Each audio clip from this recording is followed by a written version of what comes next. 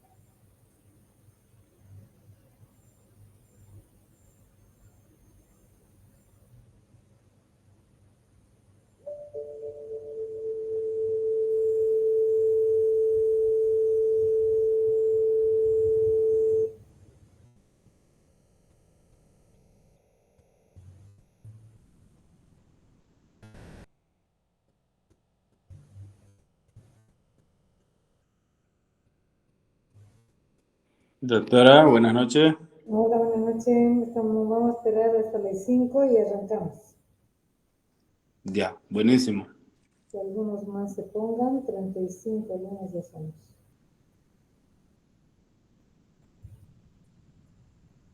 8:05 entonces, ¿no? 8 y 5, sí, faltan 2 minutos.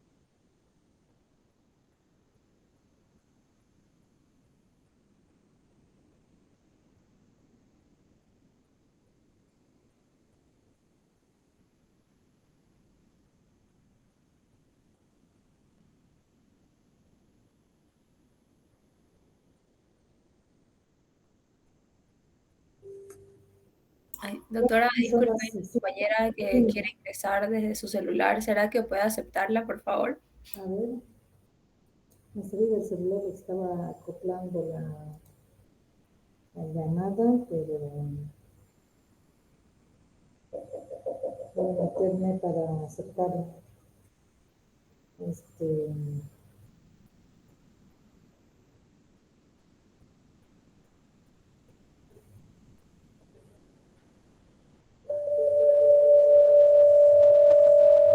la acepté.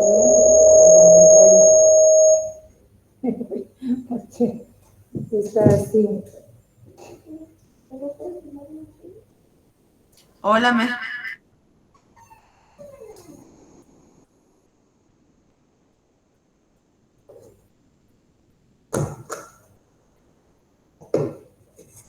Bueno, ya estamos, las 06, ya somos 39 alumnos.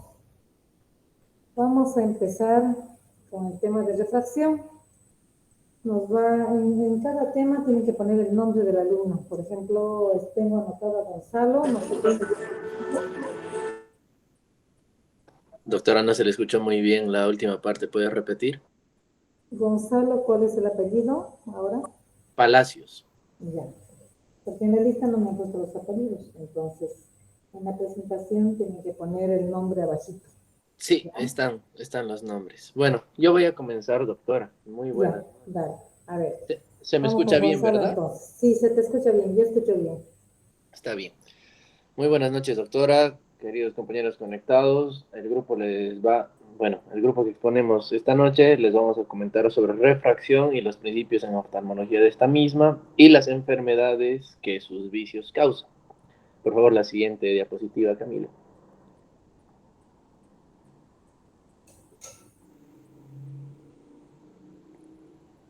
Bueno, yo les voy a explicar el concepto de refracción y de qué trata el globo esquemático de Gulstar. Siguiente diapositiva, por favor. Primero tenemos que entender qué es refracción.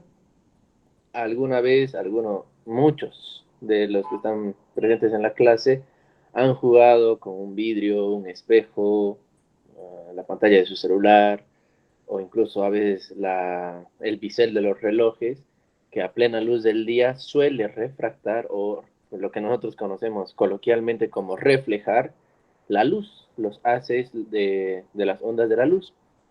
Y para no marearlos mucho a los chicos, es esto lo que por definición es refractar. La refracción es el cambio de dirección que experimenta un rayo de luz, una onda de luz, de una superficie a otra.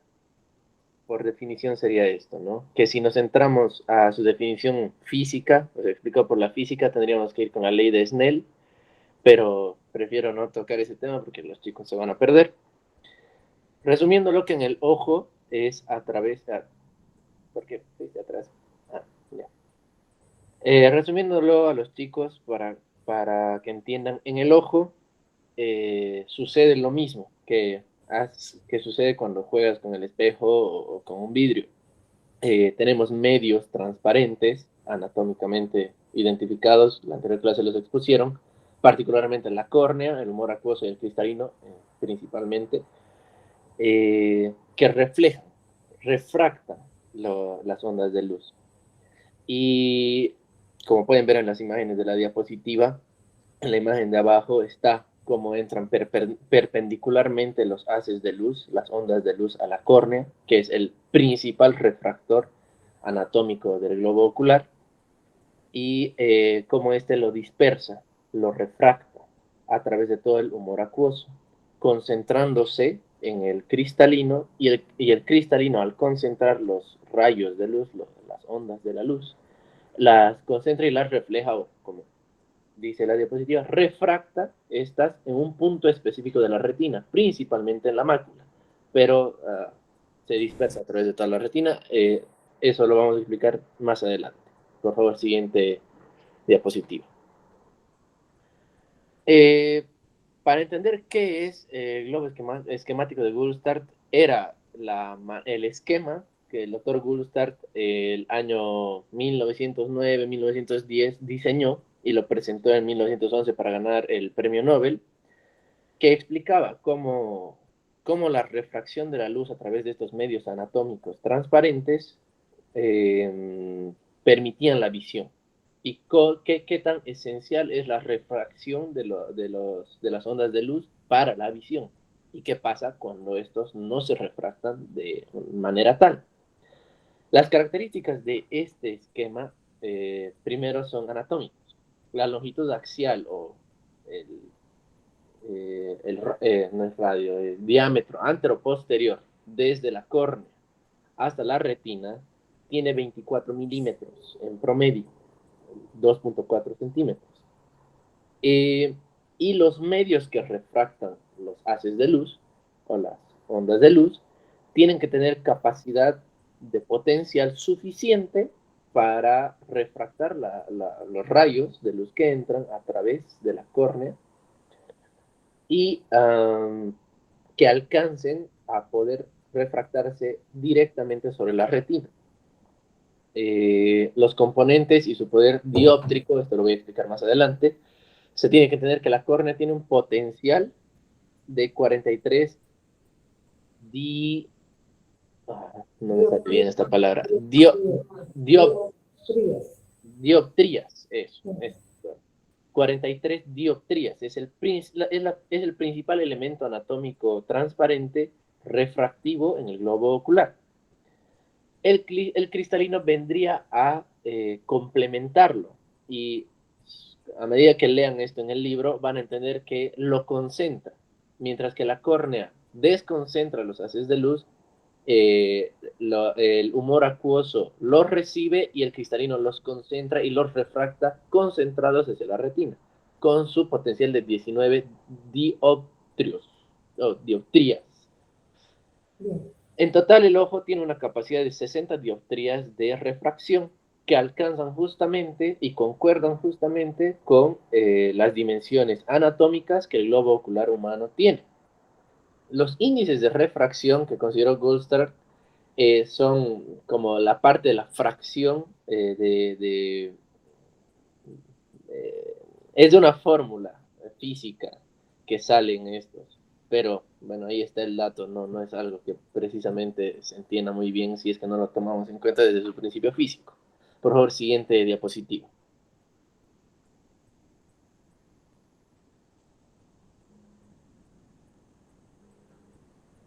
Hablándoles más sobre refracción y sus principios o sus características, se tiene que entender que la dioptria, de la que hablábamos la doctora y yo, es la unidad de medida de poder de refracción, es decir, así como el metro o el centímetro es la unidad de medida de distancia, la dioptria vendría a ser la unidad de potencia de refracción, y que ya lo habíamos mencionado antes, cada elemento anatómico del globo ocular tiene su potencial de refracción. Se tiene que entender que cada dioptria es equivalente a el poder dioptrio sobre la distancia focal en metros. Y este se va dividiendo a medida que va aumentando. Un dioptrio, como pueden ver ahí, es para una distancia de 1 metro. 2 dioptrias es para medio metro. 4 dioptrias para 1/4 de metro. Y así sucesivamente se va dividiendo hasta poder llegar a dimensiones milimétricas como las que estamos mencionando. Como les había dicho anteriormente, el globo ocular, anatómicamente hablando, tiene un potencial de refracción de 60 dioptrias, que alcanzan dioptrías, perdón, y que estos alcanzan para la distancia anatómica de la córnea hasta la retina, que son 24 milímetros.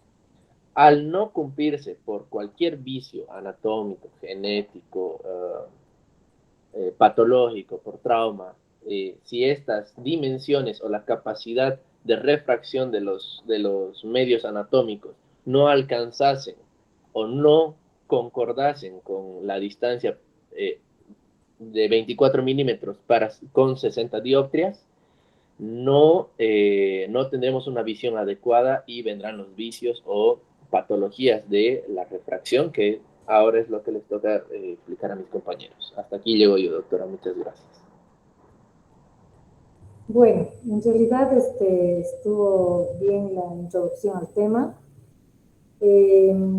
Cada parte del ojo que viene a ser los medios transparentes, córnea, humor acuoso, cristalino, sobre todo, como explicaba el compañero, tienen su índice de refracción.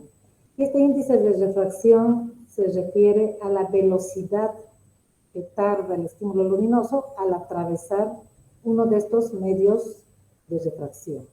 Por ejemplo, el índice de refracción de la córnea es mayor que el índice de refracción del humor acuoso. ¿Por qué? Porque la córnea es una membrana y el humor acuoso es un líquido. Y es diferente el índice de refracción del cristalino. ¿Por qué? Porque es una lente en relación al humor acuoso, por ejemplo. Entonces, cada estructura transparente tiene un índice de refracción. Y esto es de acuerdo a la velocidad del estímulo luminoso al atravesar este medio de refracción. A eso se refiere índice de refracción, ¿ya? Eso está excelente y no olvidarse lo que nombró el compañero, el ojo esquemático de Bullstrand fue hecho en base a 24 milímetros. Y es verdad, se acerca mucho a lo que tendría que medir el ojo en una edad adulta, 24 milímetros. De esta forma, el estímulo luminoso al pasar por los medios transparentes logra llegar y enfocar sobre la retina.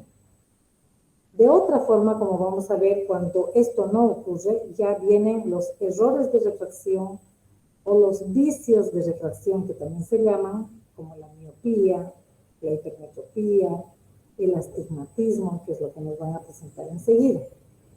Entonces, fue muy importante conocer el ojo esquemático de Bullstrand, porque de hecho ganó un premio Nobel por esto, porque le sacó medidas a todas las partes del ojo. Entonces, de esta forma pudo explicar, y físicamente pudo explicar por qué la imagen cae en la retina.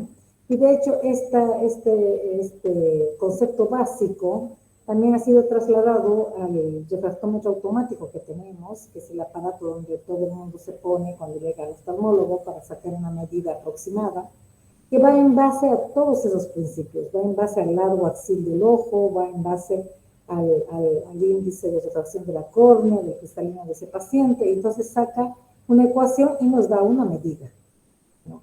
Entonces fue muy, muy provechoso para este oftalmólogo muy famoso, y fue premiado por esto, un oftalmólogo francés, que pudo estudiar las medidas y la capacidad del estímulo luminoso en dioptrías para que todos obtengamos una refracción, se llama refracción cuando la imagen cae sobre la retina. Y error de refracción se llama cuando la imagen no cae sobre la retina, ¿ya? Partiendo de ese concepto muy básico, y como ya conocen las medidas de medida de los lentes, es en dioptrías, ¿ya? Bueno, entonces vamos a ir con el primer error de refracción, que es la miopía. A ver, Natalia. Buenas noches, yo ahora les voy a hablar sobre miopía. Creo que todos ya tienen una idea de lo que es, pero ahora yo les voy a explicar de qué trata. Siguiente, por favor. Bueno, la miopía es un problema visual bastante común en el que una persona puede ver bien de cerca, pero los objetos lejanos se van a ver borrosos. Y esto ocurre porque es un error de refracción en el cual las imágenes de los objetos distantes, en vez de enfocarse directamente sobre la retina, se van a enfocar delante de ella. Y esto va a ocasionar una visión borrosa de lejos, pero va a ser nítida de cerca. Tiene dos causas principales. La primera es que el ojo es más largo de lo normal. A esto se le llama miopía axial. Y por cada milímetro adicional de la longitud axial se generan aproximadamente 3 dioptrías de miopía. Y otra de las causas es que los lentes naturales del ojo, es decir, la córnea o el cristalino, son muy potentes y van a desviar en exceso la luz. A esto se le llama miopía refractiva.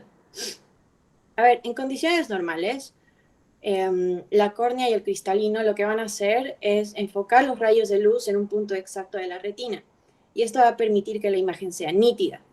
Pero en el caso de la miopía, los rayos de luz se van a juntar antes de llegar a la retina y la imagen va a llegar borrosa. Siguiente, por favor. Bueno, ahora hablando de los síntomas, el principal es la visión borrosa de lejos, por ejemplo, no reconocer caras a distancia o ver borrosas las letras del pizarrón. También una buena visión de cerca sin la necesidad de utilizar lentes. También está la necesidad de entrecerrar los ojos para poder enfocar bien. Es bastante común que presenten dolor de cabeza o fatiga ocular, sobre todo al final del día. También está la dificultad para conducir de noche por la mala visión nocturna o el deslumbramiento. Y en los niños, bueno, normalmente los niños cuando son pequeños no se les van a acercar a sus padres a decirles no veo bien o estoy viendo borroso. Entonces tenemos que fijarnos bien en las cosas que hacen. Por ejemplo, si un niño tiene miopía, lo que va a hacer es acercarse bastante a los libros a los cuadernos o a las pantallas para poder ver bien.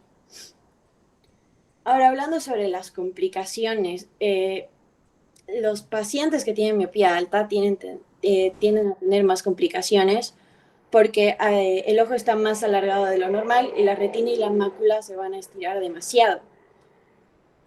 Y esto va a llevar al desprendimiento de la retina o cambios degenerativos de la retina. Ahora, a diferencia de los pacientes que tienen miopía leve, en la miopía alta, como la mácula se va a estirar más, va a estar frágil y se va a dañar. Y esto puede causar que aparezca la maculopatía miópica. Y esto puede llevar a la pérdida de visión central. Eso significa que la persona ya no solo ve borroso de lejos, sino que también puede perder la visión fina incluso utilizando lentes. Ahora, esto explica por qué algunas personas con miopía muy alta no bien ven ni utilizando lentes, porque el problema ya no es de enfoque, sino es de daño estructural. Ahora, hablando de la clasificación, no falta la clasificación, eso, gracias. Hablando de la clasificación, se clasifica según el grado, puede ser baja hasta -3 dioptrías, moderada entre -3 y -6 dioptrías, y alta más de 6 dioptrías. Según la causa puede ser axial o refractiva, que ya lo expliqué anteriormente. Según el curso puede ser estacionaria, que aparece en la infancia o en la adolescencia, pero se estabiliza en la adultez, es decir, que esta no va a progresar. Y la progresiva es la que va a aumentar con el tiempo y puede llegar a grados altos y causar problemas en la retina. Y por último está la clasificación según la edad de inicio. Puede ser congénita, que está presente desde el nacimiento, y adquirida, que aparece en la infancia o adolescencia. Y esto es lo más común. Siguiente, por favor. Ahora les voy a hablar de un concepto bastante importante, que es el punto lejano. Y el punto lejano es la distancia máxima a la que una persona con miopía puede ver con nitidez sin la necesidad de utilizar lentes. Y esto es importante porque este punto lejano se va a utilizar para calcular cuántas dioptrías se necesita. Si bien mi compañero ya lo ha explicado, creo que es importante repetir qué es la dioptría. Y las dioptrías son la unidad que se usa para medir la potencia de un lente. Estas sirven para saber cuánto debe desviar la luz un lente para que la imagen se forme en la retina. Y esta se calcula haciendo una división de 1 entre el punto lejano en metros. Es decir, si una persona tiene un punto lejano de 25 centímetros, entonces se tiene que dividir 1 entre 0.25 y eso significa que va a necesitar -4 dioptrías. Y se dice -4 dioptrías en este caso porque la miopía se corrige con lentes cóncavos y también llamados lentes negativos. Y eso lo voy a explicar más adelante. Siguiente, por favor. Ahora, para el diagnóstico, principalmente tenemos la historia clínica y los síntomas. El oftalmólogo primero le tiene que preguntar al paciente si es que ve borroso de lejos, si entrecierra los ojos para enfocar, o si presenta dolor de cabeza o fatiga visual al mirar a distancia. Después están las pruebas de agudeza visual. Principalmente se utiliza la cartilla de Snellen, y una persona con miopía no va a alcanzar a leer bien las líneas pequeñas, las letras pequeñitas de lejos, pero si se acerca las va a distinguir sin dificultad. Después está la refracción, que es la prueba clave para calcular cuántas dioptrías necesita el paciente.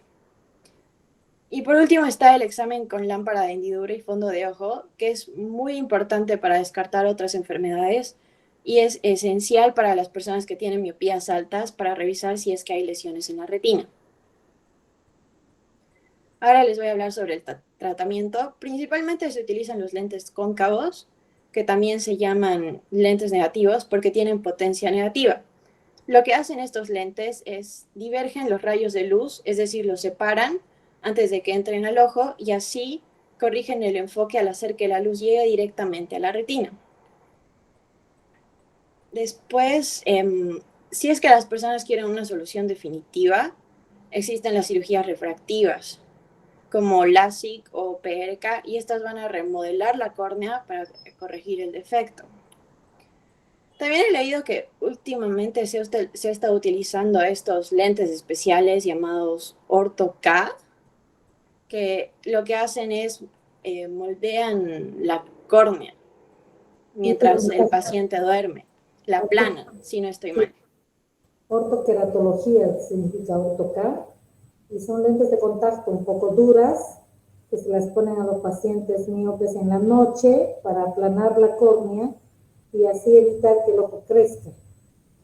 Tienen el concepto de los zapatitos de los japoneses, que no les suben, son zapatos de madera, que no les suben el número y los pies de los japoneses son pequeños. Ese concepto bien. Entonces, al aplanar la córnea toda la noche, pues el ojo no crecería. Al otro día amanece el paciente con mejor visión y prácticamente con baja medida. Ese concepto o ese principio tiene. Sí, eso sería todo. Ya, lo que quiero aclararles aquí un poquito sobre esta imagen que, cambiámela a la anterior imagen. Esa lente bicóncava, hay un principio básico que es que el estímulo luminoso cuando está frente a un prisma, se desvía hacia la base. Ahí tenemos, por ejemplo, una lente bicóncava. Y la lente bicóncava no es otra cosa que dos prismas unidos por su vértice. Si ustedes se imaginan un poquito, ahí ven una base, las bases están hacia afuera, ¿no ve? En esa imagen las bases están hacia afuera, y al centro están los vértices del prisma. Entonces son dos prismas unidos por su vértice, las lentes bicóncavas. Entonces, si el ojo es más grande y yo tengo que llevar la imagen hacia atrás para que caiga sobre la retina, uso las lentes bicóncavas porque al venir el estímulo luminoso y teniendo el principio básico que el estímulo luminoso se va a ir hacia la base del prisma, entonces diverge el estímulo luminoso al llegar a esta lente bicóncava y abre, y entonces puede unirse mucho más atrás del punto donde está cayendo sin usar la lente. Al usar la lente cae más atrás y puede enfocarse sobre la retina miópica, ¿no? O sobre un ojo de mayor tamaño, más básicamente. ¿Ya? ¿Se entendió lo de bicóncavo? Bien. Lo otro que iba a decir es que últimamente sobre la miopía hay un boom, pero un boom de los últimos años sobre miopía. Antes era solo cambiarle el lente al paciente y nada más. Después ya nos preocupamos un poquito más sobre las lesiones de retina. Entonces ya no era solo cambiarle el lente al paciente, sino también mirar la periferia de la retina para ver lo que la compañera ha destacado, las alteraciones periféricas de la retina, lesiones por miopía, por un adelgazamiento excesivo de la retina, al crecer el ojo demasiado. Entonces tiene lesiones en la periferia de la retina, que puede ser agujeros, desprendimiento de retina, etcétera, y también lesiones maculares. Actualmente no queremos llegar ya a estas etapas, no queremos ya pacientes que tengan más de 6 dioptrías, queremos pacientes que no aumenten su miopía. Entonces, esta es la preocupación mundial hoy en día. ¿Y qué se está haciendo sobre esto? Pues han surgido muchos tratamientos. Y los tratamientos básicos son, por ejemplo, se ha demostrado que, por ejemplo, los niños asiáticos, los chinos y los del otro continente, que tienen mucha lectura de cerca, mucho menos actividades al aire libre, están muy concentrados en la educación, etcétera. Estos niños, cada vez hay más miopes entre la población asiática, cada vez hay más miopes y el 50% de la población mundial va a ser miope para el 2050. Ese es un estudio que ya ha surgido hace muchos años. Entonces, lo que se está haciendo es hacer menos cosas de cerca. O sea, si un paciente es miope y tiene que copiar algo del celular, no tiene que copiar del celular al cuaderno, tiene que proyectar la tarea hacia un televisor, por ejemplo, y hacer como hace en clase, mirar el pizarrón y luego anotar en el cuaderno. Entonces, esto se aconseja a los padres para que transmitan la tarea hacia el televisor o hacia un computador más distante, para evitar hacer muchas actividades de cerca. Lo otro que se ha visto, que 2 horas al aire libre de los niños en crecimiento contribuyen muchísimo a disminuir la miopía. Otra cosa que se está haciendo hoy en día es el tratamiento con atropina. Ya muchos de mis pacientes, los pacientes hace unos 10 años ya, se ha instalado el tratamiento de la atropina y se ha demostrado que la atropina a baja dosis disminuye la curva de crecimiento del ojo. Entonces, todos estos pacientes que ya están potencialmente, vemos que va a aumentar esa miopía, sobre todo cuando los dos padres son miopes, entonces hay que indicarles el tratamiento directamente, ¿ya? Y los otros tratamientos que están surgiendo hoy en día es la ortoqueratología, que la compañera ha nombrado, que es esta lente de contacto que se pone en la noche para que duerma el paciente. Y también hay lentes para miopía, que recién están entrando al mercado actual en nuestro país, pero son lentes de desenfoque periférico, desenfoque hipermetrópico. Tienen este fundamento, porque se dice que como el ojo es muy curvo, ¿no? Entonces, al corregir la miopía, no se está tomando en cuenta la curvatura del ojo. Entonces, estos lentes hacen un desenfoque periférico para evitar que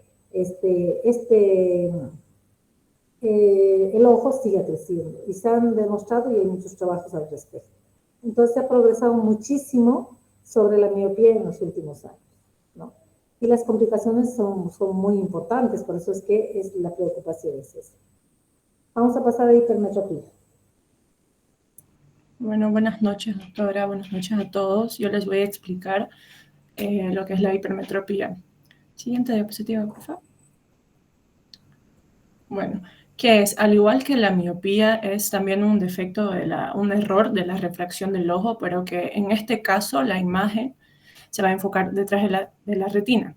Y esto va a ocasionar visión borrosa de los objetos cercanos, dolor, fatiga ocular o astenopatía acomodativa por el esfuerzo excesivo que hace la persona para poder ver los objetos, cefaleas frontales o periocular, la agudeza visual de cerca va a estar disminuida y una endotropía acomodativa, que es un tipo de estrabismo, debido también a ese esfuerzo excesivo que hace la persona para poder ver el objeto.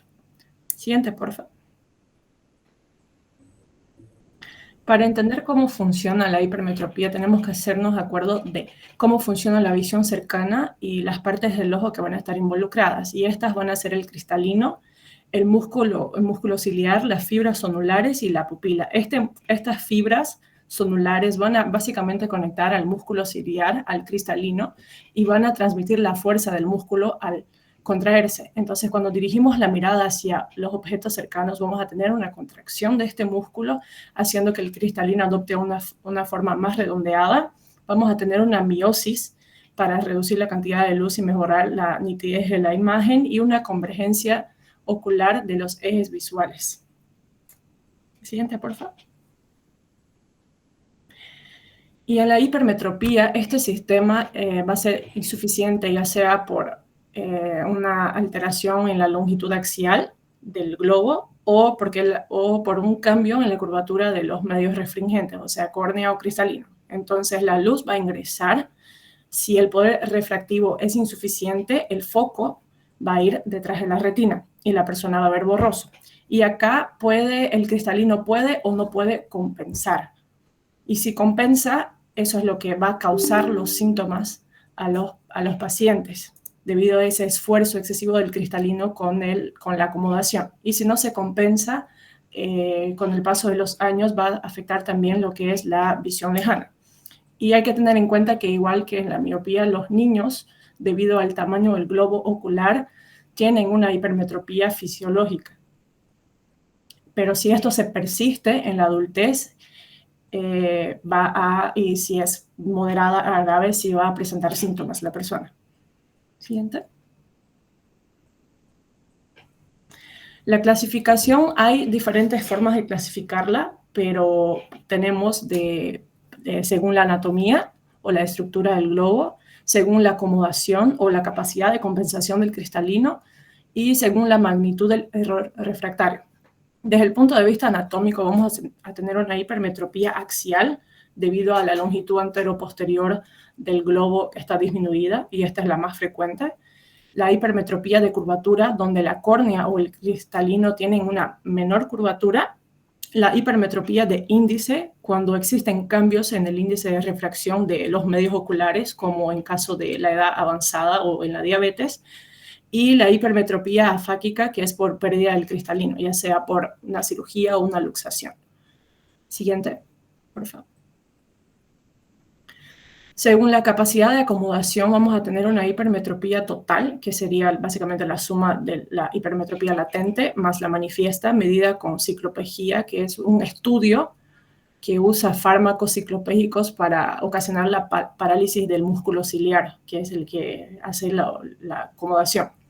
Tenemos la hipermetropía latente, que es la que es compensada por acomodación, pero que no aparece en el examen, o sea, en el estudio que hacemos en el examen de refracción. Y la hipermetropía manifiesta, que sí es visible en el estudio de refracción y se subdivide en facultativa, en la cual puede compensarse con un esfuerzo acomodativo, y la hipermetropía absoluta, cuando no puede compensarse con este esfuerzo acomodativo, pero sí con lentes.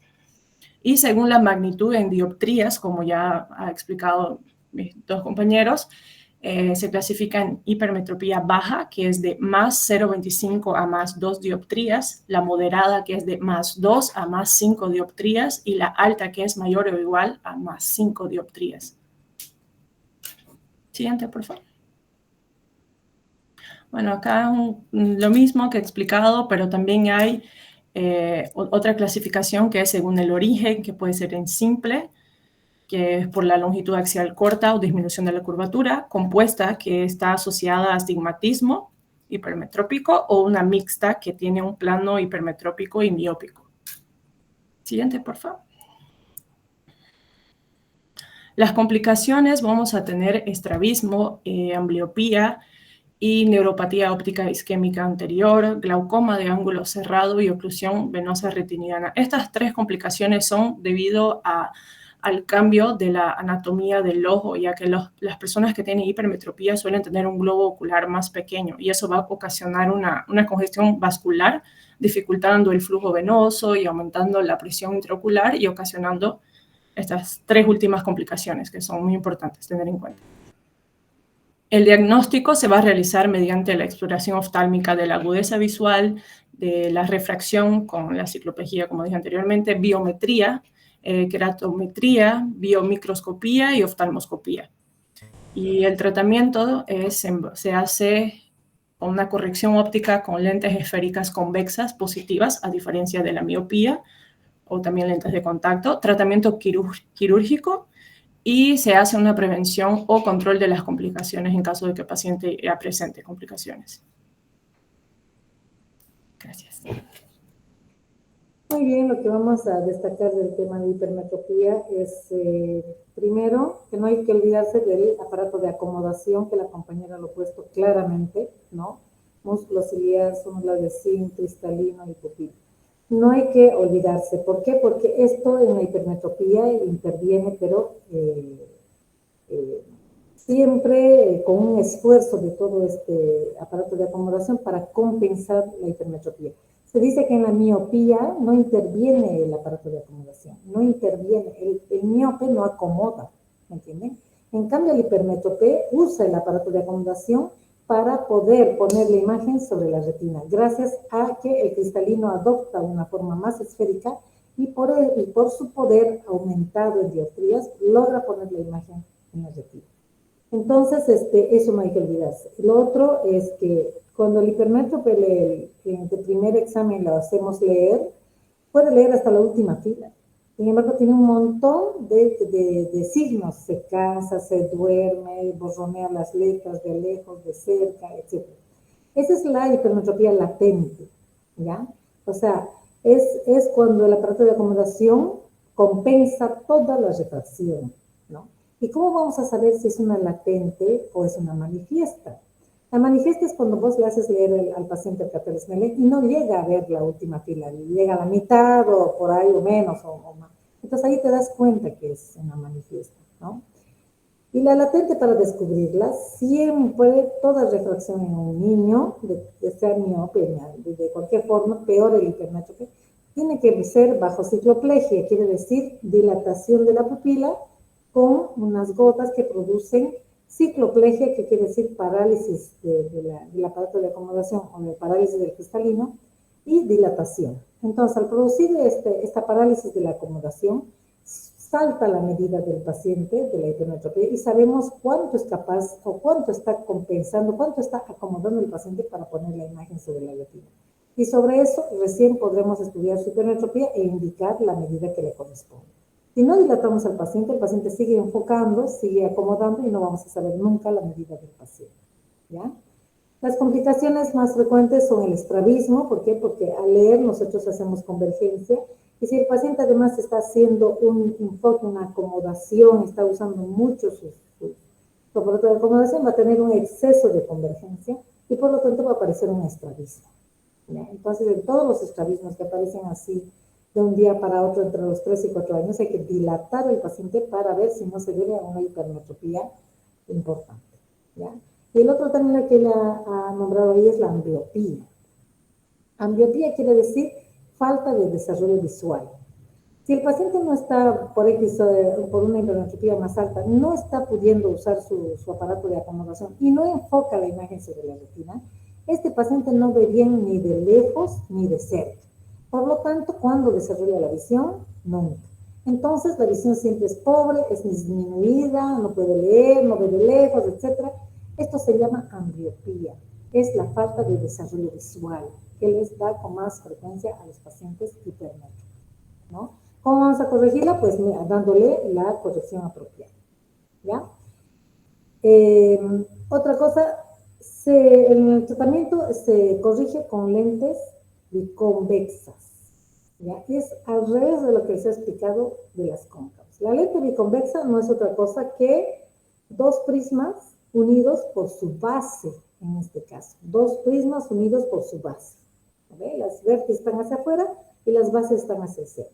Entonces, como hemos dicho que el estímulo luminoso va hacia la base del prisma, entonces cuando viene el estímulo luminoso se concentra más hacia la base y entonces puede llevar la imagen más adelante de 24 milímetros, porque el ojo hipermétrope es más corto de 24 milímetros.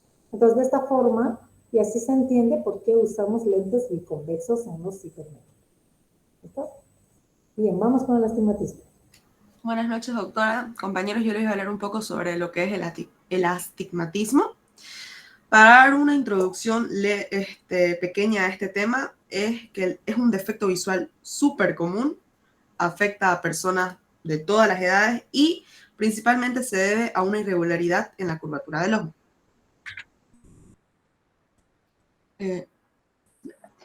Bueno, empezando con ¿qué es? Este es un defecto ocular refractivo, como los demás, no es una enfermedad, es solo un defecto refractivo, que es derivado de una asimetría en la curvatura de la córnea o del cristalino. Esto va a impedir que la luz se enfoque claramente en un solo punto sobre la retina y esto va a generar una visión borrosa o distorsionada a cualquier distancia. La superficie está más curva en un eje que en otro, como en un balón de rugby, decía. La luz se dispersa y no hay un punto único de enfoque. La clasificación de esta, había muchísimas, la verdad, doctora, yo seleccioné las que creo que son las más importantes, principalmente por la regularidad de su curvatura, puede ser regular o irregular, la curvatura de la córnea es uniforme en cada meridiano y los dos principales forman un ángulo de 90 grados. En la irregular, claramente la córnea no es uniforme y en los dos meridianos no forman un ángulo de 90 grados. También tenemos, según la relación con la miopía y la hipermetropía, de lo que hablaron mis compañeras anteriormente, que puede ser simple, compuesto o mixto. En el simple, uno de los meridianos principales va a enfocarse en la retina, mientras que el otro no. En el compuesto, ambos meridianos van a enfocarse por delante o por detrás de la retina, asociando a una miopía o a una hipermetropía. Y el mixto puede ser que enfoca por delante de la retina, la miopía, y por el otro, hipermetropía. Otro que no puse en las diapositivas es según la cantidad de dioptrías, que tenemos el bajo, medio y alto. El astigmatismo bajo va a ser hasta 1.25 dioptrías, el medio entre 1.50 a 2.75 dioptrías y el alto a más de 3 dioptrías. Bueno, y Entre otras clasificaciones tenemos el congénito, que bueno, viene desde el nacimiento, es el más común y suele ser el estable, ¿no? Ahí vemos a los niños usando lentes desde prácticamente toda su vida. Y tenemos el adquirido, que aparece después de una lesión o una enfermedad ocular que afecta a la córnea. Ahí tenemos, ¿no?, la imagen donde está el punto focal en una córnea normal y en una astigmática. Vamos a hablar sobre sus signos y síntomas. En los signos, doctora, puse los que el médico al momento de la evaluación ocular los ve, como la agudeza visual, los errores refractivos, la queratometría, las imágenes distorsionadas y el astigmatismo corneal visible. Todo esto lo vemos al momento de evaluar al paciente. Y bueno, los síntomas con el que llega el paciente a consulta, ¿no? Nos dicen, tengo la visión borrosa, mucho dolor de cabeza, dificultad, ¿no?, para enfocar mi visión, hay que entrecerrar los ojos para aclarar una imagen, los ojos llorosos, bueno, etc.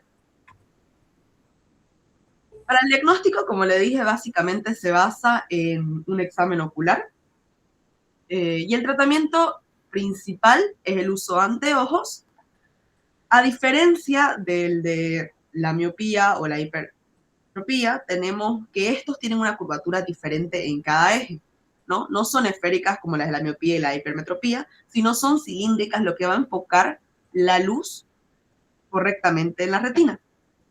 El optometrista va a indicar un valor llamado O cilíndrico y un eje.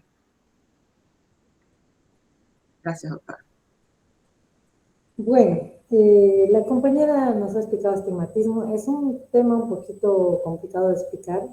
No olvidemos que tanto la miopía, la hipermetropía y el astigmatismo, en su gran mayoría, son hereditarios. Quiere decir que la forma del ojo heredamos de los padres o de la familia. Podemos heredar un ojo más grande, podemos heredar un ojo más chico y podemos heredar una córnea más ovalada en un sentido, más ovalada en el otro sentido. A eso se debe el astigmatismo. Entonces, si normalmente una córnea mide 11.5 vertical y 11 milímetros horizontal, aquí en este paciente con astigmatismo le mide mucho más, puede medirle 13 vertical y 10 horizontal. Esta diferencia entre las dos curvaturas, entre los dos meridianos más sobresalientes, es el astigmatismo. A eso se debe el astigmatismo. Entonces, como son de diferente curvatura, la imagen al atravesar esta córnea cae en distintos puntos, enfoca en distintos puntos. Posiblemente ninguno enfoque en la retina. Entonces, estos pacientes ven mal, de lejos y de cerca ven mal. Para poder ver mejor, están ayudando los ojitos, están achicando los ojos, etc. Ven muy mal. Entonces, también se sabe que la córnea termina de desarrollar más o menos entre los 4 años, algo así. Entonces, puede ser que una medida de un paciente que le detectemos astigmatismo a los 4 años, puede ser que el mismo tipo de astigmatismo, la misma medida de astigmatismo le dure varios años, aunque crezca el niño. Claro que a este astigmatismo se le puede asociar otras alteraciones del largo axil, ya sea miopía o hipermetropía, dependiendo de la herencia que tenga. Pero la parte del cilindro, la parte que corrige su curvatura de córnea, puede ser la misma durante varios años. ¿Por qué? Porque la córnea ya se ha formado y con esa curvatura puede quedar muchísimos años. Ese es el astigmatismo. También puede llevar a la miopía el astigmatismo. Por eso hay que corregirlo y detectarlo a temprana edad, ¿ya? ¿Cuál es la edad ideal para detectar todas estas alteraciones de refracción? Pues a los 3 años. A los 3 años el niño nos puede leer, nos puede decir las figuritas. Entonces le tomamos un ojo, le tomamos el otro, lo ponemos a un refractómetro automático, lo dilatamos, le dilatamos la pupila, lo volvemos a poner al refractómetro, le hacemos una retinoscopía que ya nos van a explicar qué es. Hacemos todos los estudios y va a saltar la alteración de refracción y lo corregimos. Y con eso el niño recién va a empezar a desarrollar su visión. Los niños son muy plásticos al principio, ¿no? Hasta los 5 o 6 años. Antes se creía que lo que el niño desarrollaba hasta los 5 o 6 años era para toda su vida. Entonces era muy importante detectar el vicio de refracción a los 3 años, para que tenga 2, 3 años para desarrollar su visión, y esa visión iba a durar toda su vida. Pues hoy en día se ha visto que la ambliopía, que es la falta de desarrollo visual, se puede tratar hasta de adulto. No es lo ideal, tarda mucho más, cuesta mucho más, levantar una visión en adulto, en joven, etcétera, cuesta mucho más. Los niños son muy plásticos. Entonces, a esa edad hay que detectar el error de refracción, para que la plasticidad del niño de acomodarse, de enfocarse, etcétera. A un niño uno le indica una miopía de -6, así, de un día para otro en un solo anteojo, se acomoda perfectamente, ni dice nada el primer día, al otro día está caminando como si nada y no se lo piensa sacar nunca más el anteojo porque desde ese día empezó a ver todo bien. Se acomodan excelentemente. O sea que esa es la edad en la cual podemos prescribir un anteojo. ¿Ya? Bueno, ahora vamos a ir a un vicio de refracción que no es hereditario. Vamos a la presbicia. Vamos. Buenas noches, doctora. ¿Se me escucha? Perfectamente.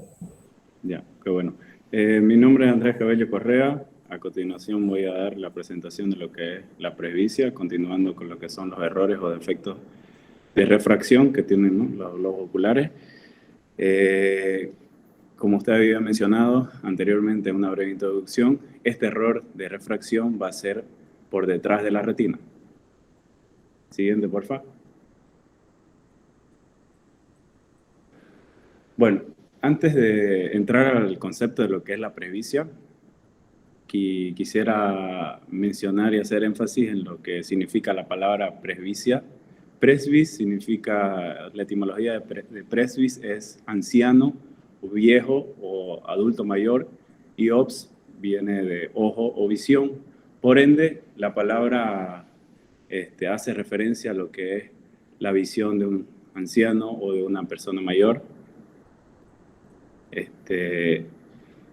Hipócrates y Aristóteles ya en su momento habían mencionado sobre que los adultos mayores tenían la necesidad de leer letras grandes. Posteriormente, en el siglo XVIII, un oftalmólogo que se llamaba François Poyet fue uno de los primeros que acuñó este término de presbicia, ¿no? Haciendo referencia a la pérdida de la visión que tenían las personas mayores de ver de cerca. A continuación fue que Helmholtz en 1855 explicó los dos mecanismos de la visión cercana y visión lejana, en la que ya se pudo entender mejor el concepto de lo que era este defecto de refracción, ¿no? Que ya mi compañera Caterine lo mencionó, pero yo lo voy a volver a mencionar después, que es el mecanismo de adaptación o acomodación que tiene el cristalino para la visión de cerca. Y es así que hoy en día se conoce a la presbicia como una condición fisiológica del envejecimiento ocular, ¿no? Bueno, ahora sí, empezando por el concepto, es la pérdida progresiva de lo que es la amplitud de acomodación por cambios biomecánicos del cristalino, ya sea endurecimiento del núcleo de su corteza, que le da la pérdida de la elasticidad de poder adquirir esa forma biconvexa o más esférica, como también alteraciones del complejo ciliar zonular, ¿no? En la transmisión de la contracción del músculo ciliar se va a ver disminuida, por ende la curvatura del cristalino, la capacidad de curvatura del cristalino va a ser menor o bien reducida, así como también en menor medida la fuerza contráctil de lo que es el músculo ciliar sobre el cristalino. También se la conoce como vista cansada a la presbicia, ¿no? Y según la Sociedad Española de Oftalmología, dice que es la pérdida irreversible de la capacidad acomodativa del ojo debido al envejecimiento, lo que impide enfocar objetos a corta distancia. Siguiente, por favor. Con respecto a la epidemiología y los datos que se tienen acerca de la presbicia, me llamó mucho la atención, ya que según estudios en el 2015, cerca del 25% de la población de todo el mundo, obviamente que corresponde a adultos mayores,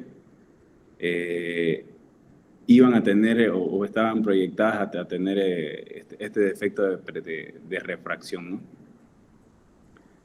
Y la prevalencia es de que en personas mayores de 45 años, cerca del 83 a 88.9% en Estados Unidos, ¿no? Del tener este defecto de refracción. De ahí tenemos también factores modulares que pueden conllevar a que se presente la presbicia, como es la hipermetropía, el trabajo de cerca prolongado, fármacos anticolinérgicos, enfermedades sistémicas como la diabetes, la hipertensión arterial. El sexo femenino podría ser un indicador de inicio ligeramente más temprano en algunos estudios de cohortes, ¿no? Siguiente, por favor.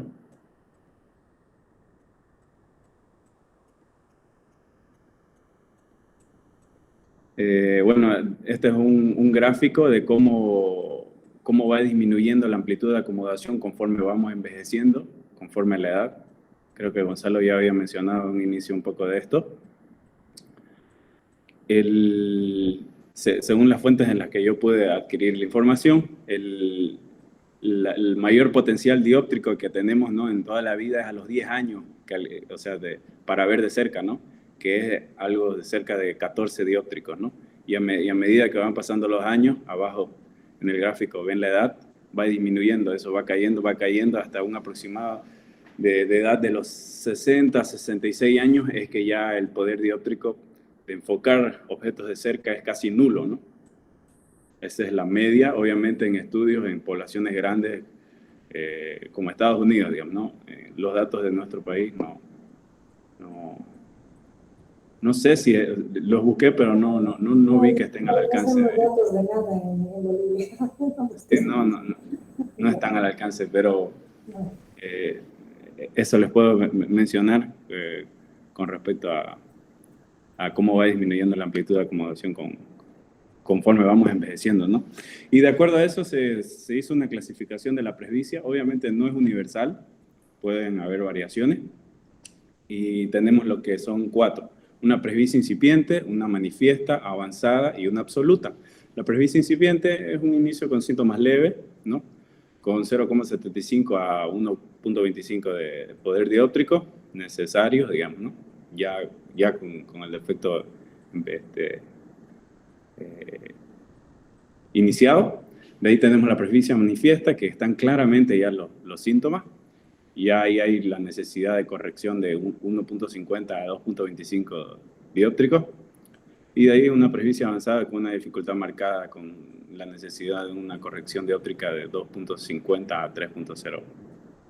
Y ya la absoluta, que ya es la pérdida total de la acomodación, digamos, ¿no?, que sí o sí se necesita de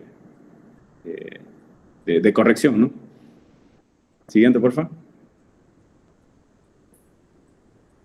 Bueno, con respecto a los síntomas de la presbicia, el principal es la visión borrosa a distancia de lectura normal o corta, la necesidad de alejar los objetos para enfocarlos mejor, que ese es el signo o síndrome del brazo largo, ¿no?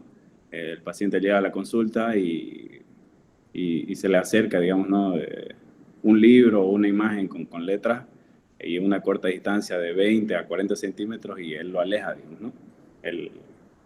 Lo distancia. De ahí tenemos la fatiga visual, que es la atenopía. Los pacientes pueden referir cefaleas o molestias oculares tras trabajo cercano, especialmente en baja iluminación o al final del día. Y una dificultad para cambiar el foco de cerca a lejos, ¿no? Siguiente, por favor. Siguiente. Una más. Ya, aquí. Con respecto al diagnóstico, aquí está el algoritmo de diagnóstico de la presbicia, y la anterior diapositiva igual la voy a mencionar, pero quería empezar con esto. Por lo general se va a presentar un paciente con una edad mayor a 40 años con queja visual, en lo que la anamnesis va a referir él una dificultad para lectura cercana, va a alejar el texto, lo que ya les había mencionado, el signo del brazo largo, va a tener fatiga visual, cefalea tras lectura y antecedentes refractivos, ¿no?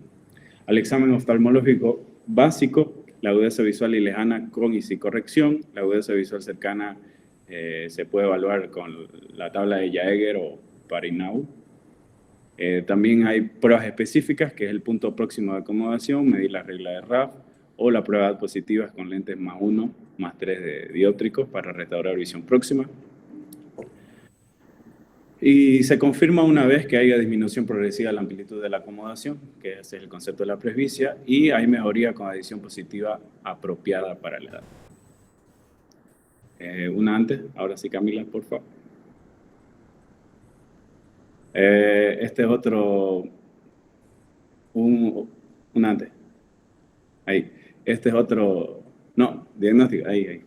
Este es otro, no es un algoritmo, pero lo que recomienda la Academia Americana de Oftalmología para hacer el diagnóstico de la presbicia. Ella dice que es clínico y se realiza mediante un examen oftalmológico básico, en lo que se evalúa la evidencia visual lejana y cercana, con corrección refractiva y examen de salud ocular, que incluye refracción para determinar el error refractivo y la adición necesaria para cerca, usando lentes plus hasta lograr una visión clara, así como también evaluar la acomodación y la vergencia. Y una vez pasados los 40 años, se recomienda visitar al oftalmólogo para hacer exámenes más frecuentes de este tema, ¿no? de este error refractivo. Siguiente, por favor. Ahora sí, vamos a una más. Ahora, no todo lo que no se puede ver de cerca es presbicia, ¿no? Los diagnósticos diferenciales de este defecto de refracción son la hipermetropía no corregida, la astenopía acomodativa, la insuficiencia de convergencia, el espasmo de acomodación. Puede ser una catarata incipiente nuclear, miopización, o el uso de fármacos, ¿no? Lo que son anticolinérgicos y ansiolíticos, que pueden reducir de forma secundaria la capacidad de acomodación del cristalino. Siguiente. Con respecto al tratamiento, compensar la pérdida del enfoque para así mejorar la calidad de vida del paciente, con lentes bifocales, trifocales o progresivos, para quienes necesitan corrección también lejana, gafas de lectura, +1, +3 dioptrios, lentes de contacto multifocales o botas mióticas, así como también la cirugía refractiva. Y todo va a depender, como le dije, el estilo de vida y preferencias del paciente, ¿no? Siguiente, por favor. Con respecto a las medidas de prevención, y más que prevenirla, yo creo que es un retraso de aparición o disminución del impacto de lo que es la presbicia, ¿no? Son realizar chequeos regulares, controlar las enfermedades crónicas, diabetes, hipertensión, no tener enfermedad de base, ojo también con las dislipidemias, ¿no? Que pueden acelerar también cambios en el cristalino, la promoción de una dieta saludable, el consumo de vitaminas, suplementos, minerales, vitamina D, zinc y demás. El no abusar del uso de las pantallas, por las noches también, sobre todo. El no fumar, el no ingerir bebidas alcohólicas. Y así, doctora. Creo que hay una más. No, ya no más. Una antes. Y con respecto a las complicaciones que puede tener la presbicia de este defecto de refracción, son dos, se dividen en dos. Por factores psicológicos, que es el aislamiento social, la sensación de envejecimiento, la frustración que puede tener el paciente, y el otro es el impacto funcional que puede tener como complicación el paciente. ¿A qué me refiero con impacto funcional? Que hay una limitación laboral, va a tener que cambiar de trabajo, si es que ocupa la visión cercana, digamos, ¿no? Después que el riesgo de accidente automovilístico al conducir, o el riesgo de que no pueda leer las letras chicas de un medicamento y se confunda, ¿no? El ver de cerca. Y así. Bueno, doctora, con eso... Bueno, bien, estuvo muy bien desarrollada la presbicia, pero en realidad es algo inevitable. Todos vamos a tener presbicia. El único paciente que se beneficia de la presbicia es el miope. ¿Por qué? Porque si el miope tiene -2 y su presbicia empieza a aparecer y le empieza a sumar +1, +2, de acuerdo a la edad, pues va neutralizando su anteojo y ya este miope de cerca empieza a quitarse el anteojo y no lo soporta más, porque de cerca empieza a mirar muy bien de cerca, ¿sí? Si ustedes ven una persona que lee perfectamente de cerca y tiene más de 40 años, tiene 50 años y lee sin anteojo, ¿es miope o tiene catarata? Porque la catarata miopiza también. Entonces, hay esas dos opciones. Porque un paciente normal, que no es miope, que es emétrope, ahora vamos a manejar los términos así. Emétrope es aquel paciente cuya imagen le cae sobre la retina y que no necesita una refracción para mirar. ¿Ya? Ese es el emétrope, una medida para enfocar la imagen sobre la retina. Y la ametropía es cualquier error de refracción, ya sea miopía, hipermetropía, astigmatismo, presbicia, lo que sea, eso es una ametropía. ¿Ya? Entonces, normalmente un emétrope llega a los 40 y empieza a tener problemas de acomodación. Eso es normal. ¿Por qué? Porque el cristalino se ha cansado de enfocar y va disminuyendo su acomodación, como el compañero nos ha explicado, y aparece la presbicia, es inevitable. De hecho, está tan bien estudiado que a los 40 necesitamos una dioptría, a los 50 2 dioptrías, y a los 60 3 dioptrías, el compañero lo puso en el cuadrito, y hasta puede ser 3,5 dioptrías también. Es inevitable. Por eso es que en internet, por ejemplo, hay unos ejercicios para no usar anteojos. Es que eso es absurdo, ¿no? Y si el paciente también tiene problemas de visión y ya se está frustrando por no ver bien de cerca, tiene que ir a hacerse los anteojos y se acabó. Eso es para todos, hay que explicarle muy bien esto. Muchos pacientes me dicen, yo, doctora, he entrado a esta empresa mirando muy bien y ahora tengo que usar anteojos, pero no tiene la culpa ni el trabajo ni la empresa. El problema es su edad.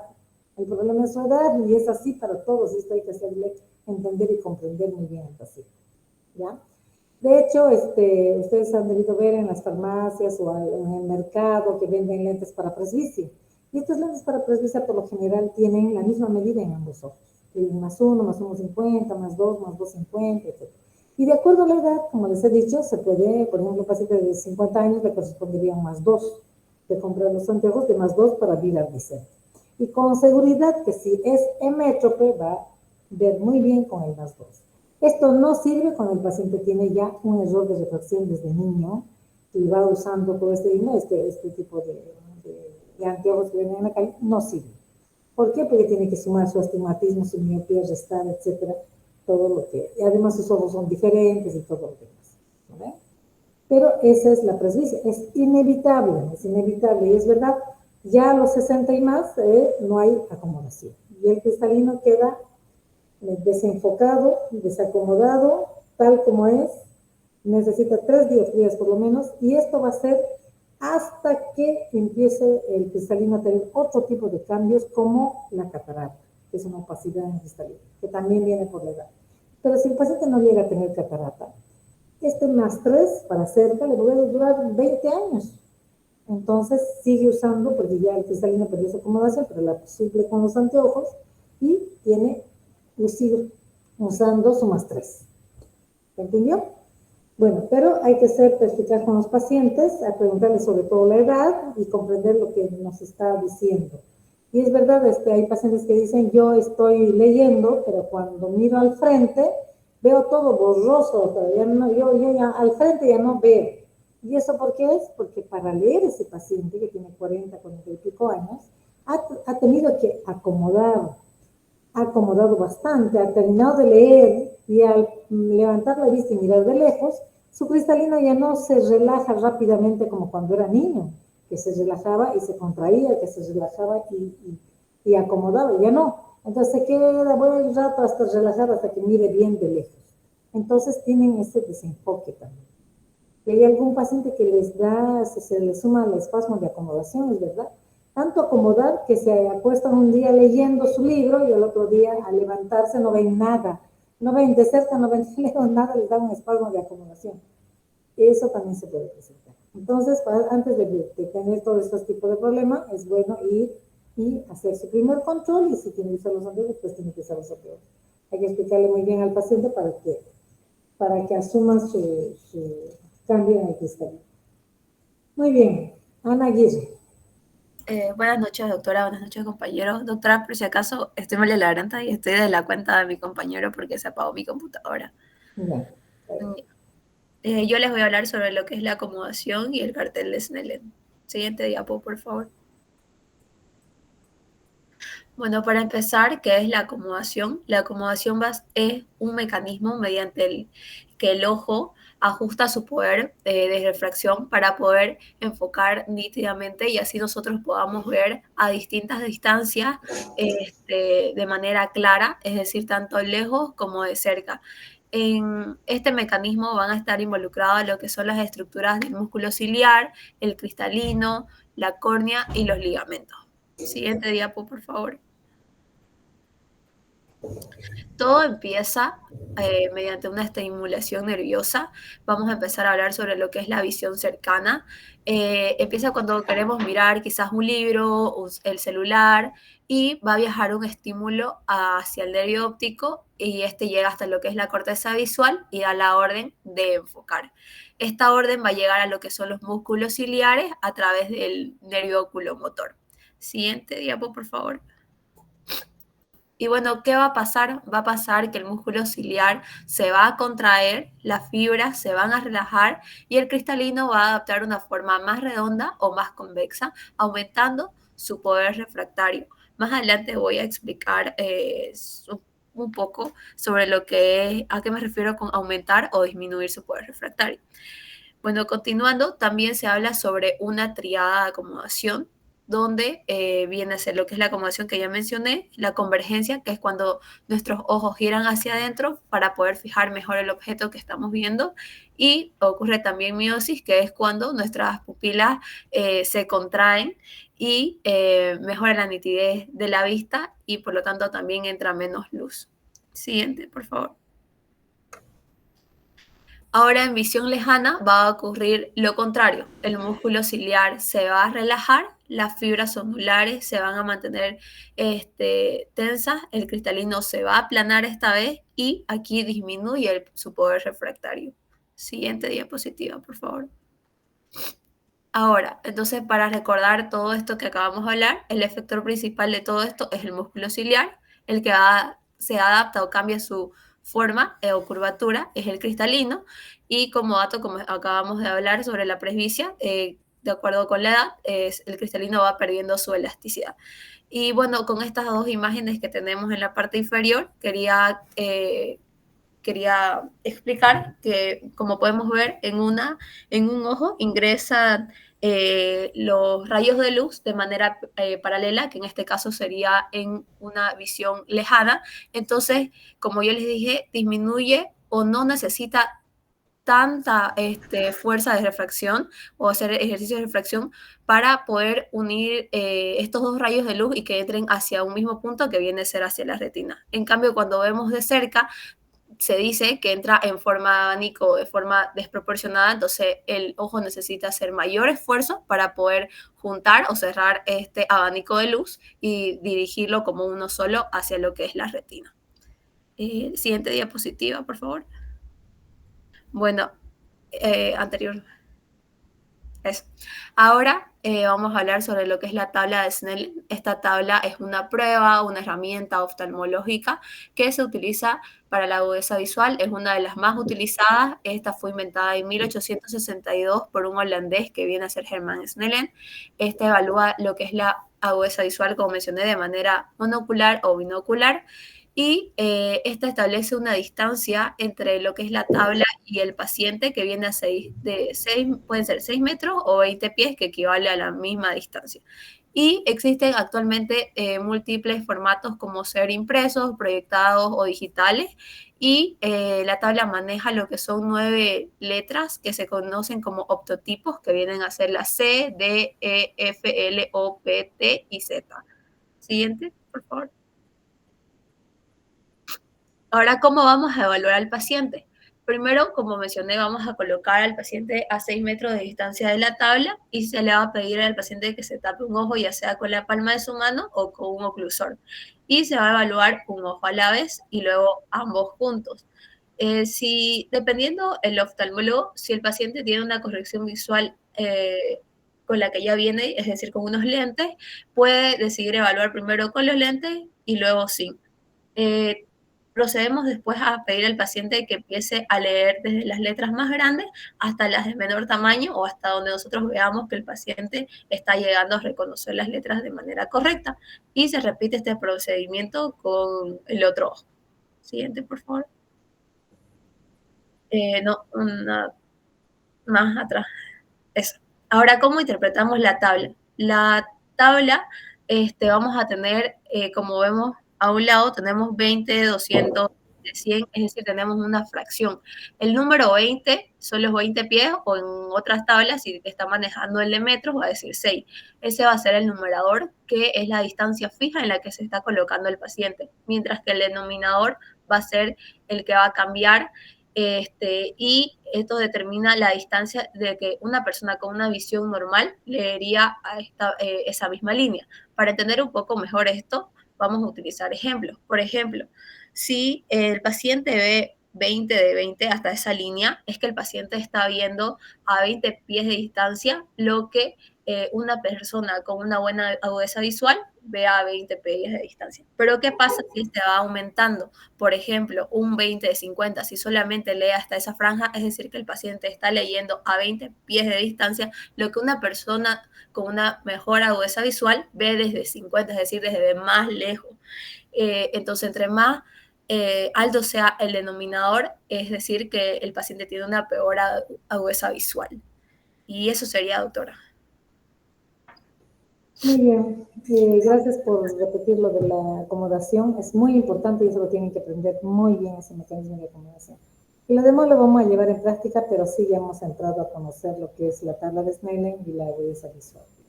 Seguimos con refracción objetiva y subjetiva. Buenas noches, mi nombre es Nicole y voy a exponerles sobre la refracción objetiva y la refracción subjetiva. La refracción objetiva no depende de la respuesta del paciente y la refracción subjetiva es la que requiere la cooperación activa del paciente. Generalmente estas dos se combinan para una mayor precisión. La refracción objetiva se realiza por retinoscopía, en la cual un rayo de luz conocido como intercepto es proyectado en el ojo del paciente para producir un reflejo, el que vendría a ser el reflejo retinoscópico.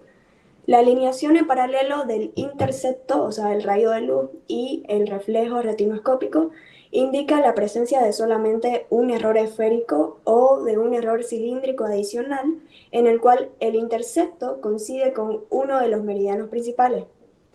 Este rayo de luz o intercepto es barrido a través de la pupila y observamos que si se mueve de la misma dirección, se colocan lentes positivos. Y si se mueven en dirección opuesta, o sea, en contra del movimiento, se colocan lentes negativos, hasta que el reflejo pupilar llene la abertura de la pupila entera. A esto llamamos punto de neutralización. Ya cuando se ha alcanzado, esto quiere decir que el error de refracción del paciente se ha corregido. Y además, con una corrección adicional relacionada con la distancia entre el paciente y el examinador. Esta distancia la llamamos distancia de trabajo, que usualmente es de 67 centímetros, y la corrección a ser sustraída sería de unos 1.5 dioptrías. También están disponibles refractores automáticos para determinar rápidamente la refracción objetivo, pero no son útiles en los niños o en adultos con enfermedades de segmento anterior significativas. Ahora, la refracción subjetiva, esta ya depende de la respuesta del paciente y produce resultados más precisos que la refracción objetiva. Como punto inicial se utiliza la refracción objetiva o corrección de refracción normal. Primero, la corrección esférica es verificada por medios de pequeños cambios que incrementan inicialmente la potencia positiva para superar cualquier esfuerzo acomodativo hasta que se obtiene la imagen más clara posible. Luego está la prueba de duocromo de las letras negras sobre rojo o fondo verde. Esto ayuda porque mientras las letras de ambos lados de la carta son igualmente iguales, se ha alcanzado el punto final. Luego está el cilindro cruzado de Jackson, el cual está basado en un cilindro transversal que consiste en dos lentes planos cilíndricos, ¿ya? De igual potencia, pero de signo opuesto, o sea, uno negativo y otro positivo. Este permite cambios pequeños rápidos en el eje y potencia de una corrección. Ahora, la refracción cicloplégica es el uso de fármaco para paralizar la acomodación, como decía la doctora anteriormente. Esta se indica sobre todo en la hipermetropía latente y en casos de estrabismo o esotropía acomodativa. Gracias. La refracción cicloplégica hay que hacerla en todos los niños. En todos los niños a partir de 1 año de edad hay que hacerla. Obviamente al niño de 1 año de edad no lo voy a poner de refractómetro automático.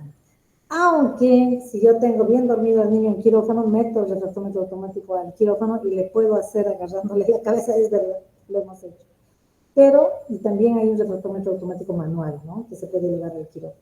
Pero la retinoscopía nos suple todo esto, hacemos una retinoscopía y ya está, ¿no? Y bueno, los que aprendimos de antes, lo hacemos mucho mejor que los residentes actuales que ya no lo sé, que ya no saben hacer retinoscopía, es verdad.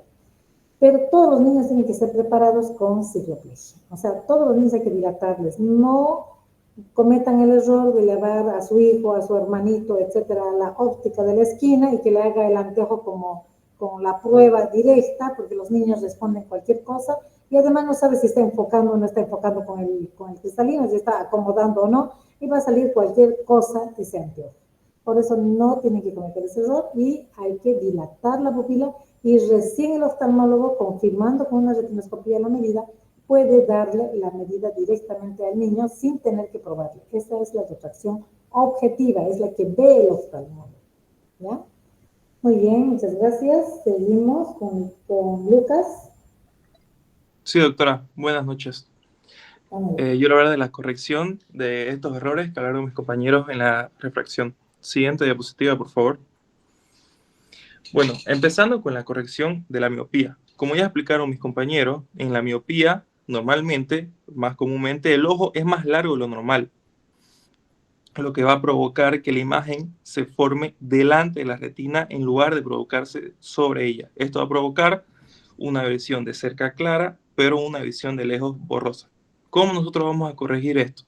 Lo más común que se utiliza son los lentes o anteojos, como lo conocemos la mayoría. Los lentes para la miopía llevan unas lentes divergentes. Lo que estas lentes hacen, como se puede apreciar en la imagen, es que van a separar los rayos de luz antes que entren en contacto con nuestra córnea, para que al momento que estos rayos de luz atraviesan nuestra córnea, estos van a converger justo en el punto de la retina.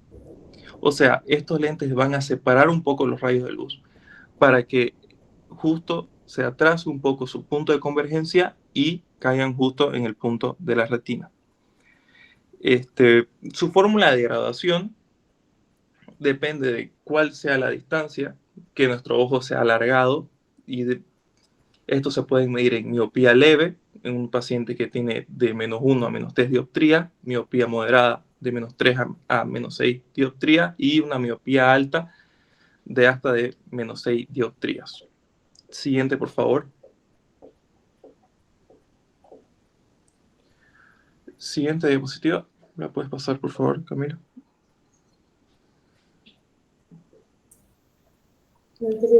Corrección de, perdón, no, la anterior, no vi que la cambié, me equivoqué yo. Ok, corrección de la hipermetropía.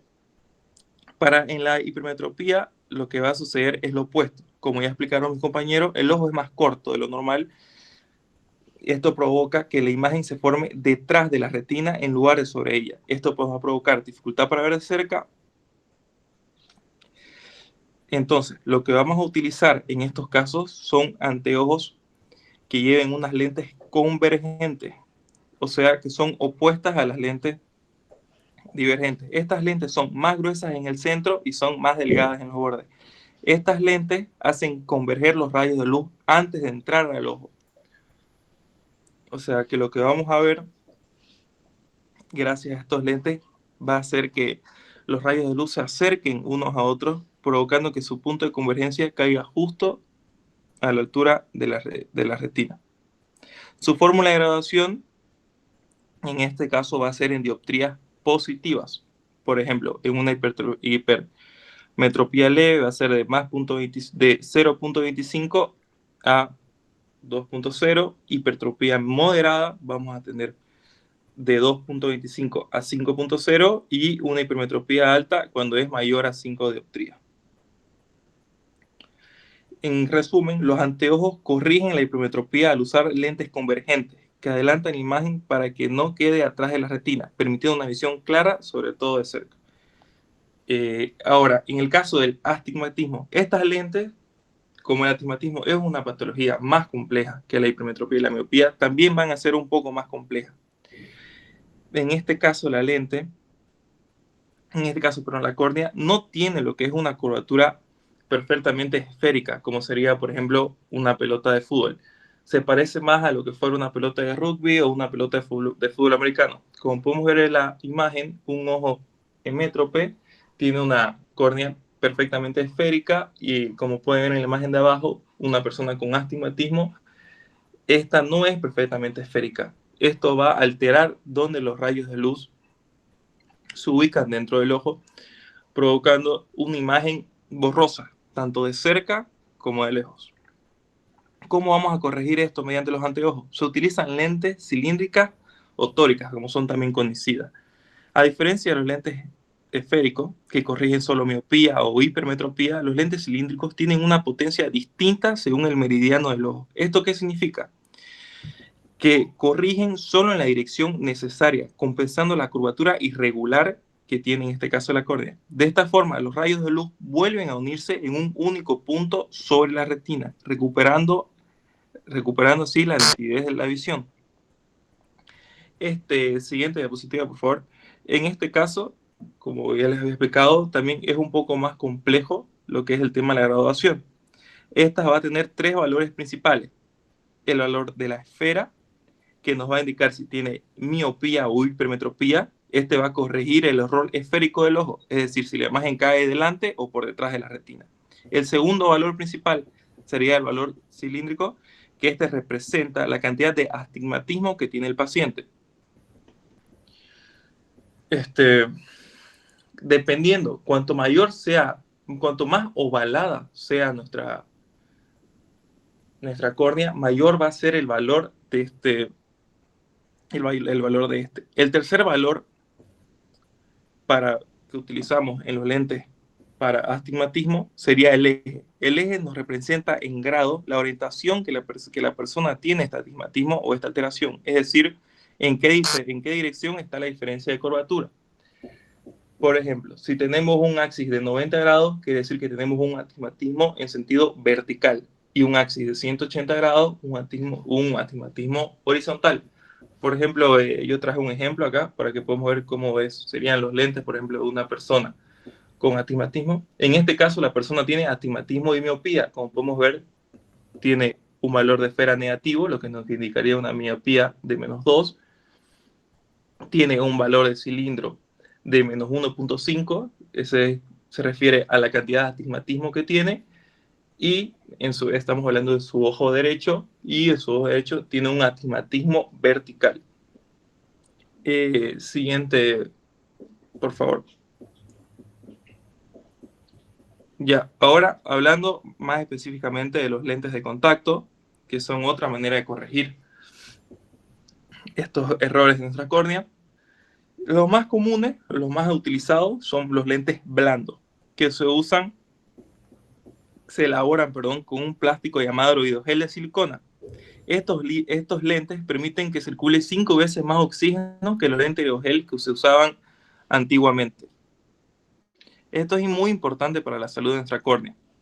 Para algunos adultos mayores, los lentes blancos descartables de uso diario incluso pueden aliviar, explicaron mis compañeros, los párpados pierden elasticidad y no se cierran por completo cuando parpadeamos. Por otro lado, tenemos los lentes rígidos. Estos lentes ofrecen algunos beneficios, como ser que la vista es mucho más nítida con estos lentes rígidos que con los elásticos. Estos son más duraderos y el oxígeno circula con facilidad entre el ojo y la córnea. De modo que podemos ver a cualquier distancia con mayor facilidad que hasta con anteojos. Las desventajas podrían ser que requieren un periodo de adaptación más largo y es más probable que se desplacen del centro del ojo. También son más caros. Entonces, estas son algunas de sus desventajas. Tenemos también los lentes de contacto híbridos. Estos también son un poco más raros. Ofrecen, en teoría, la comodidad de un lente blando, pero con los elementos de nitidez de una lente de contacto rígida. Estos son más difíciles de encontrar. También tenemos los lentes multifocales. Estos lentes pueden corregir tanto la miopía y la hipermetropía. Recordar que los lentes de contacto funcionan de la misma manera que los lentes que usamos de montura normal, bajo los principios de divergencia y convergencia. Como les decía, los lentes multifocales corrigen la miopía, la hipermetropía y en algunos casos el astigmatismo. Y por último también tenemos los lentes esclerales. Estos son ideales para personas que tienen los ojos secos, ya que son más grandes y se ubican y se colocan en toda la esclera. Entonces esto facilita su uso, pero suelen ser más incómodos que los demás. Siguiente, por favor. Pasando a la cirugía, a la operación para corregir los errores, la más común o la más utilizada actualmente es la cirugía láser. ¿Cómo realizamos esta cirugía? ¿O cómo se realiza? Primero, debemos confirmar si el paciente es candidato. El paciente tiene que tener una graduación estable por los últimos 12 meses, tiene que tener una córnea sana y con un espesor suficiente. El paciente es muy importante que sea mayor de edad para poder realizarse este procedimiento. Esos serían los requisitos más importantes. Luego, también el paciente no puede tener glaucoma, no se recomienda, y tampoco pacientes con diabetes porque puede causar problemas de cicatrización después de la cirugía. Bueno, ya a la hora de la cirugía, primero vamos a colocar lo que son gotas anestésicas y antisépticos para preparar la cirugía. Luego, mediante un láser, vamos a provocar la creación de un colgajo corneal, o también conocido como flap, que cortamos esto, nos va a permitir entrar por adentro de la córnea, que es donde va a entrar nuestro láser. Nuestro láser va a actuar dependiendo la patología que tenga el paciente. Por ejemplo, si el paciente tiene miopía, lo que va a hacer el láser es que va a aplanar la superficie de nuestra córnea para que los rayos de luz se encuentren justo en la retina y ya no por delante de ella, ya que el exceso de curvatura provoca que estos rayos se junten antes de la retina y veamos esa imagen borrosa. En el caso de la hipermetropía es lo contrario, vamos a aumentar la curvatura para que así los rayos de luz se junten antes y podamos tener una imagen nítida justo enfrente de nuestra retina. El caso del astigmatismo también se puede tratar mediante esta cirugía. Se ajusta la córnea, se le ajustan las irregularidades que puede haber en ella y también se puede tratar mediante la cirugía. Después de la cirugía puede haber lagrimeo, ardor, fotofobia, se recomienda el uso de gotas, antibiótico más corticoide, se recomienda no frotar los ojos, no se puede usar maquillaje ocular por lo menos una semana, evitar piscinas, sauna, deportes de contacto, y se recomienda hacer controles a las primeras 24 horas, a la primera semana, al mes y según programe su oftalmólogo. Esta cirugía ha dado muy buenos resultados, es la más utilizada actualmente, y recordar también que no se requiere ningún tipo de punto de sutura. Se vuelve a colocar el colgajo en su lugar después cuando se ha terminado el procedimiento y cura por sí solo. Eso sería todo. Muy bien, estuvo bien explicada las formas de tratamiento de la refracción. Solo voy a aclarar sobre la lente de contacto. Es muy bueno para corregir sobre todo el astigmatismo. La lente rígida va sobre la córnea y aplana el meridiano más curvo y de esta forma lo vuelve esférica la córnea. Entonces el paciente ve mucho mejor.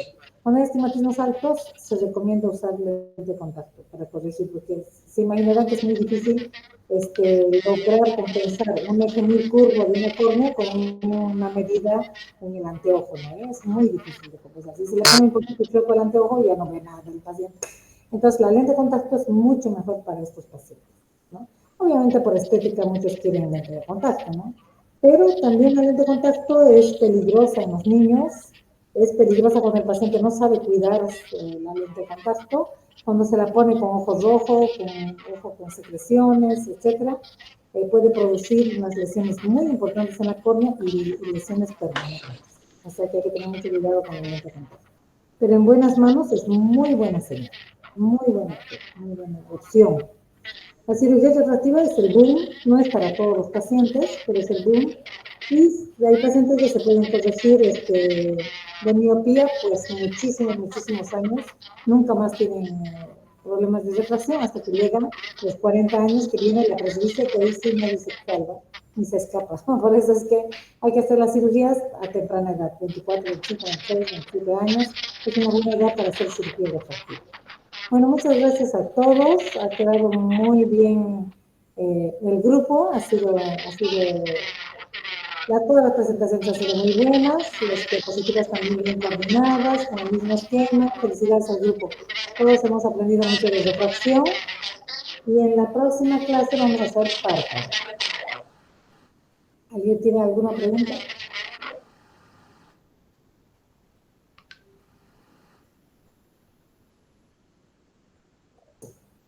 Bueno, creo que no hay preguntas, porque todos han quedado claros. Entonces nos despedimos hasta el otro martes. Gracias, doctora. Gracias, doctora. Hasta luego, doctora. Hasta luego. Hasta luego, doctora. Hasta luego.